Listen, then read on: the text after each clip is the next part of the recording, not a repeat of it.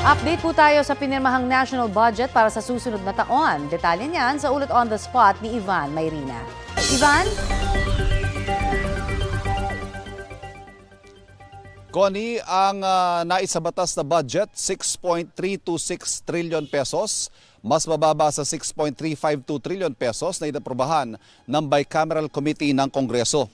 Ang 26 billion pesos na natapyas galing sa mga proyekto sa ilalim ng Department of Public Works and Highways na ginamitan ng direct veto ng Pangulo o sa madaling salita, pinabura ng Pangulo sa budget.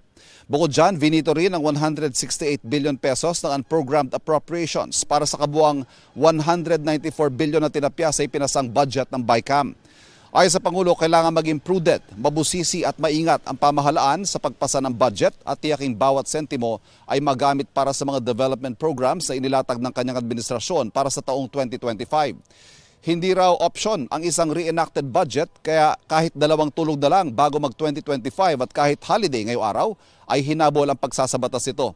Sa pinal na bersyon, Connie, ng 2025 General Appropriations Act, number 1 sa pinaglaanan ng pondo ang sektor ng edukasyon.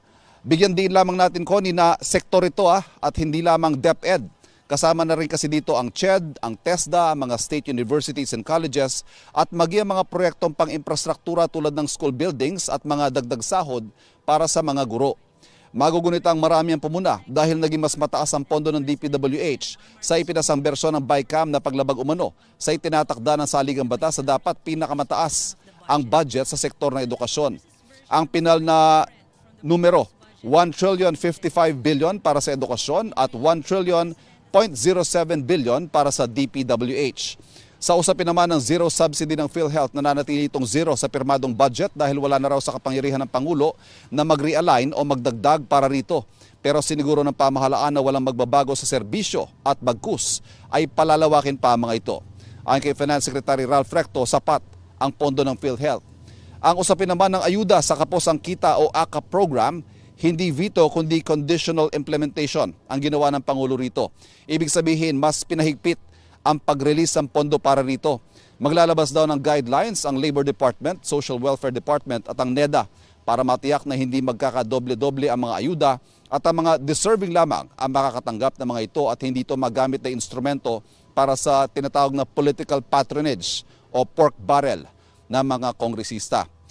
Connie, tiwala ang palasyo na ang pinal na bersyon ng budget ay naayon sa saligang batas pero hindi naman daw nila mapipigilan ng kahit sino man kung sakaling may kumbustyon dito sa Korte Suprema. Connie? Maraming salamat, Ivan Mayrina.